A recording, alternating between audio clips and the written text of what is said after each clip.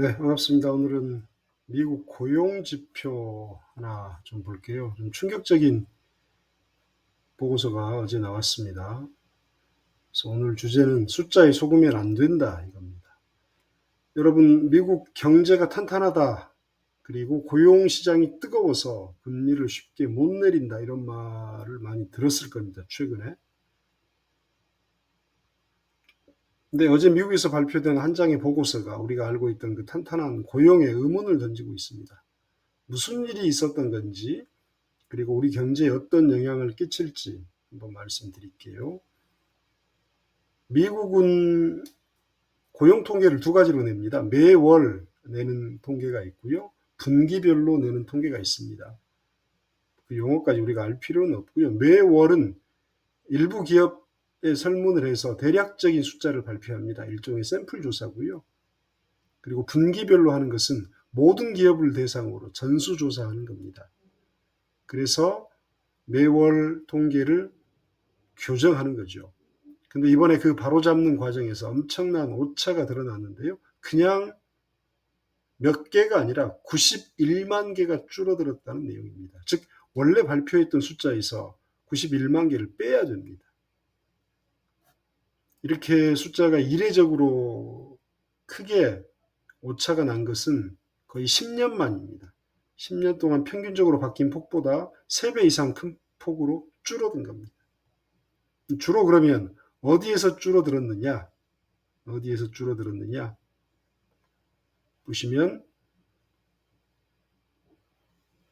주로 무역, 운송, 유틸리티 여기에서 22만 6천 명이 줄어들었고요. 여가, 음식, 숙박 여기서 17만 6천 명, 전문 기업 서비스에서 15만 8천 명, 제조업에서 9만 5천 명, 교육, 의료 분야에서 3만 5천 명. 즉 팬데믹 이후 미 경제 회복을 주도했던 업종에서 오히려 엄청나게 하락한 걸 보여주는 거예요. 우리가 고용이 활발하다 이렇게 생각했던 분야에서 실은 일자리가 가장 많이 줄어든 겁니다. 그럼 시장의 반응은 어땠느냐?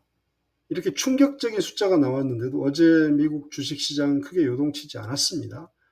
발표하자마자 S&P 같은 경우도 빠졌다가 다시 상승했죠.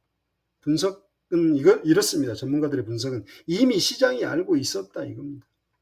많은 투자자들이 이미 미국의 고용시장이 둔화되고 있다는 걸 감지하고 있었기 때문에 이번 발표가 새로운 악재가 아니다. 소위 말한 확인사살이었을 뿐이다. 그래서 이번 발표가 미 연방준비제도 FED가 금리를 내리는데 큰 명분이 될 거라고 기대했습니다. 실제로 이 자료가 발표된 직후 금리가 잠시 하락하기도 했습니다만 다시 올랐습니다. 10년물 미국 국채가요.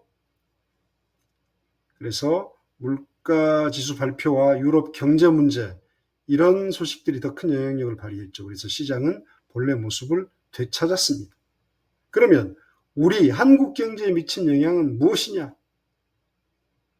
결론부터 얘기하면 두 얼굴의 파급 효과를 가져올 수 있습니다. 단기적으로는 긍정, 장기적으로는 위험 신호로 봐야 합니다.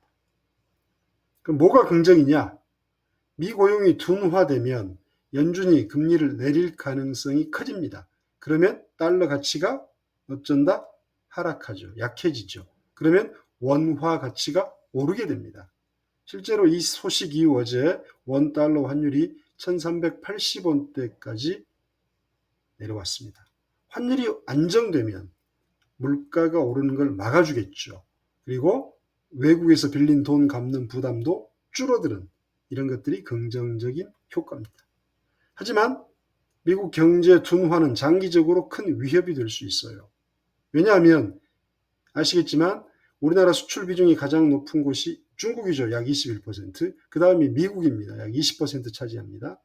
이렇게 굉장히 중요한 비중을 차지하는 시장이기 때문입니다. 그래서 과거 통계를 보면 미국 GDP가 1% 하락하면 우리 GDP도 평균 0.6%까지 하락한다고 나와 있습니다. 그래서 이번 고용 통계는 미국 경제가 예상보다 훨씬 더 빠르게 식어가고 있다는 걸 경고하는 신호입니다. 그래서 우리가 미국에 수출하는 반도체, 자본재 같은 주요 상품들의 수요, 미국에서 수요가 줄어들 수도 있다, 이런 뜻입니다. 따라서 단기적으로는 환율 안정이라는 달콤함을 주지만 그 이면에는 장기적인 수출 부진이라는 그런 악재도 숨어 있다. 이렇게 오차가 난 이유는 뭐냐면 통계를 내는 방식에 문제가 있습니다. 즉 미국 노동통계국 BLS라고 부릅니다. 여기서 사용하는 Birth Death 모델인데 이게 뭐냐면 신규 창업 및 폐업을 예측하는 모델입니다. 이것이 팬데믹 이후 급변하는 경제 상황을 제대로 따라잡지 못합니다. 쉽게 말해서 새로 생겨나는 회사들을 제대로 파악하지 못해서 일자리를 과대 계산한 겁니다. 물론 일각에서는 불법 이민자 등 통계에 제대로 잡히지 않는 노동력이 늘어나는 것도 원인일 수 있다 봅니다만은 이런 문제들은 늘상 있어 왔었습니다. 그 다음에 또 하나 눈여겨볼 점은요, 이번 발표가 과거 데이터를 수정한 것임에도 불구하고 앞으로 추가적인 고용 둔화를 예고하는 신호탄일 수 있다는 겁니다. 결국 연준이 금리를 내릴 때 굉장히 조심스러운 태도를 보이지 않을까 싶습니다.